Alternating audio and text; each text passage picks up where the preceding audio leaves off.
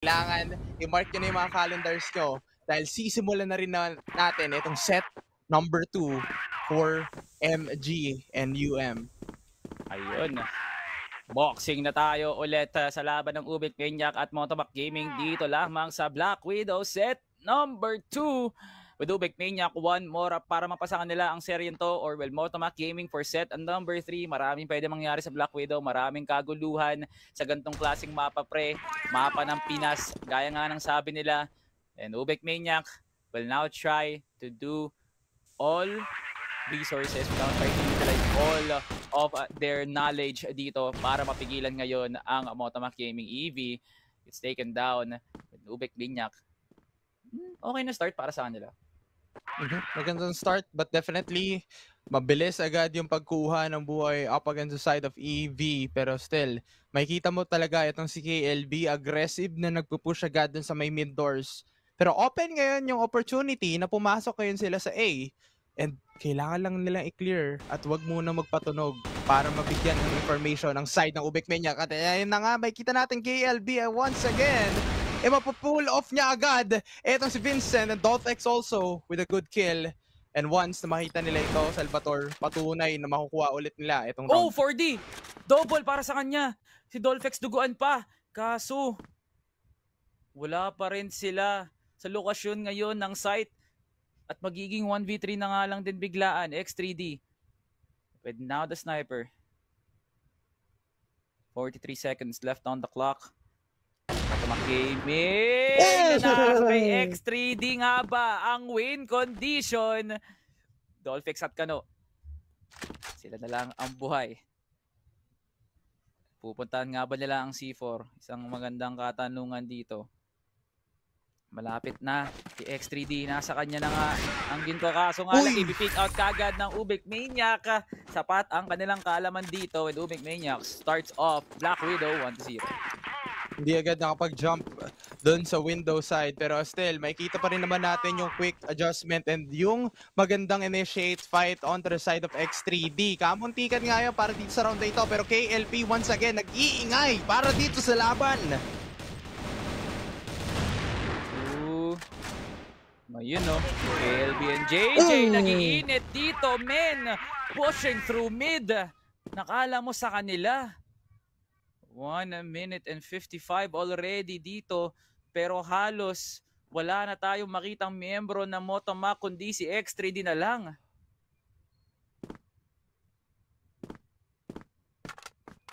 Men. Ubik Maniac trying to skate off. And now, oh my God, man. No, X3D nandun na nga sa bandang gilid. Ayun na nga, pinapush na nga ni X3D dito. Pero may kasama naman si KLB. Dolphex gets the kill. And Ubik Maniac still 2-0. Napagandang trade for trade yon para dito sa side ng Ubik Maniac. Pero MG, they need to extend this round para makuha pa rin yan. Pero KLP nagbigay agad yung information. Pero looking at it, MG ngayon, 3 sniper setup at mukhang kakaiba yung gantong aggressive long distance fight na pwede nilang gawin. Pero si No, nandun na nga sa likod. Malilikuran na nga. Oh, what a flick para dito kay X3D. Okay. Okay pa ang kalagayan men ng Motomac Gaming dito with a very simple start. Good pick off. Pero paano nga nila ipupush tong A-short na to? At grupo-grupo na nga sila. KLB swings it at walang nag-trade kay 4D. Hindi na timing ang gagawin ni Vincent. Ayan na nga ang nade. Wala pa rin sasalubong ngayon sa Ubik dito na nasa loob ngayon ng A-short. At tinayuan na nga ni KLB ng bandera dito. At sa kanya na nga ngayon ng A-short.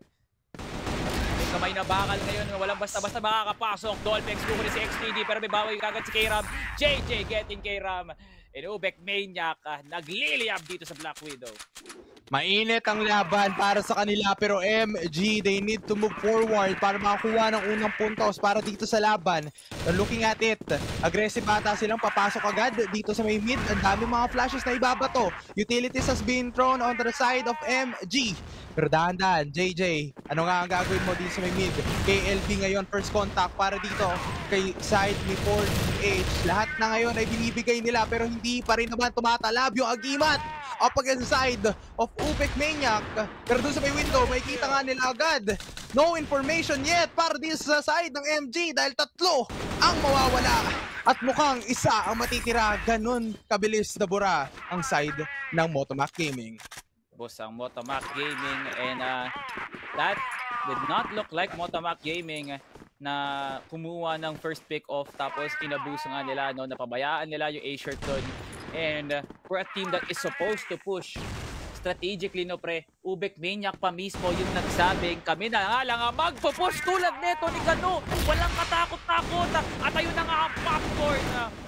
Papaputokan na muna dito si Vincent, at meron pa rin dito nasa RS na hindi nakalabas.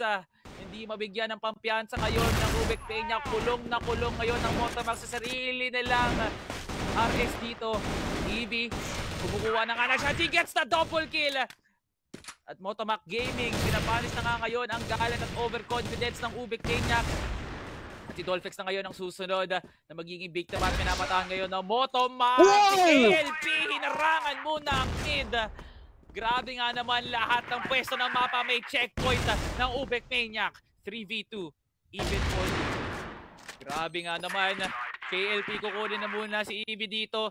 At tumatakbo ang oras para sa retake ng Ubek Maniac.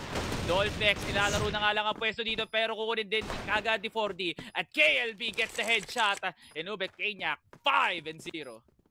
The K&K connection, nag-connect talaga. Dahil napakadaming casualty ang nawala para dun sa side ng MG. Napakabilis na naman to, same pattern, same energy from set number 1. 5-0 score. Simula ulit ng gera para dito sa round na ito. At X3D shutting down the double K connection. KLB and KLP nawala agad. Kramo. At ayun na nga, Ubek Maniac. Masyado nang ambisyoso, pre. X3D. Bot lacking dito sa LA. Hindi nakapwesto kagad. Vincent kakalabanin si JJ pero hindi niya pa kasama si EV dito. At si Dolphex nagsiset up na nga ng crossfire. At si EV nauna pa nga nakuha ni Dolphex. And JJ turns it around for Ubek Maniac. Bang klase lahat na ibinibigay dito ng Ubek Maniac. The same vibe and energy all around the game. The consistent play coming here on the side of Ubek Maniac. Isa sa mga teams na to, KLB once again, shutting down the first blood dun sa ating laban. Ngayon, makikita mo, magpupush agad siya dito sa gitna. Oh, KLB, galit na galit. Dito lang sa may mid-ramps, pero 4D. Makukuha rin kaagad si Kano dito. Magiging 4v4 pa rin. Pero duguan na rin si KLB. Lalo na si KLB. JJ and KLB connection dito sa mid. Pero JJ sasama na nga rin sa party. Triple kill para kay JJ. My God, pre. Tigi-tigisa lang. Lahat mabibigyan. Ubek Maniac strike spear dito sa mid. Kakaiba ito. Ito na naman si KLB. Masisipat itong si Vincent. Pero si Cram ngayon, cutting down JJ. Nagpa-farm na lang sila ng mga kills. All throughout this round, walang nagaganap na pagplanta ng C4 para sa side ng MG. No and KLB also, nagkakaroon ng magandang initiate fight. Low HP, dalawang membro ng side ng MG. Napakadelikado to para sa kanila. Tinan mo nga naman, Dolphex, iba ang tingin, diretso lang. At KLP slides in with the Colt at si EV na ngayon ang susunod dito. Parang may intention pa nga bang pumasok, kaso nga lang, ayun na XMC Idol, yun pala, kaya hindi nagpipik si EV. 2v1, X3D na naman ang natitira. Aaron, kumbaga kung nasa contest ka, ng sino ang pinakamatagal na mabubuhay, si X3D kagad ang nasa podium dito. Siya ang champion nito, pre. Champion. Pero champion pa nga ba dito sa round na to kasi nga 1v2.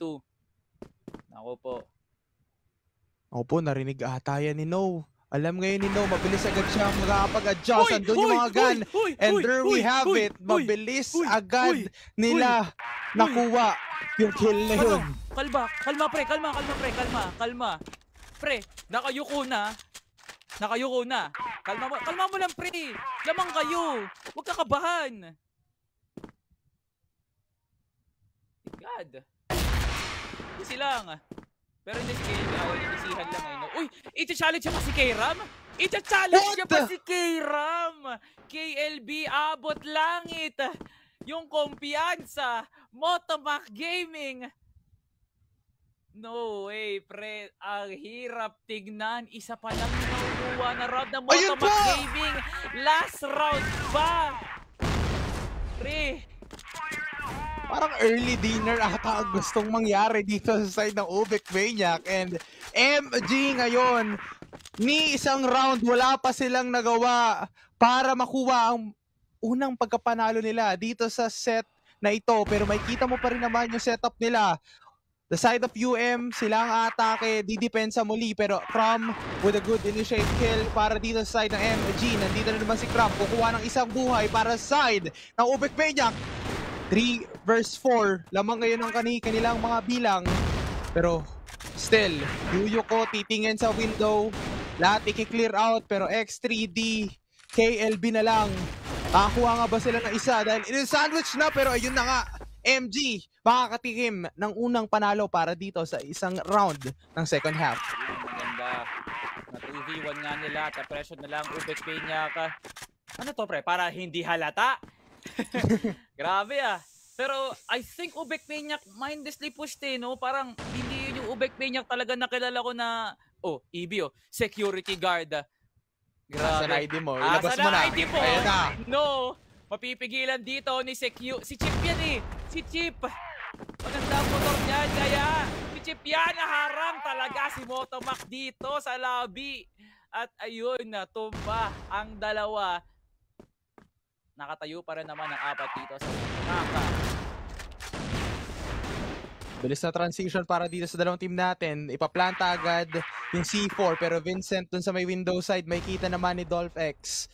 Lahat ng mga members ngayon ng MG posibleng umatake ng sabay-sabay pero kailangan nilang i-clear lahat dahil si KLB nag-iingay ngayon dahil dalawa ang kanyang makukuha and 4DH 1v2. Napakadelikado to yung gunfight mukhang doon nagtatapos ang ating serye. Set number 2 once again. Ubek Maniac, GT ang makakuha. Oh, grabe. Natunaw sila lahat. Bubblegum gaming talaga. Ubek Maniac, partida. Mumunguya pa yung mga yan. Nagmumultitask. May Paano buff kaya eh, yung no? IGL nila? Nagsasalita na may bubblegum sa bibig. Tapos kumukall out pa. Mumunguya pa. Yun ang malupit. Ubek Maniac, GT. 20 and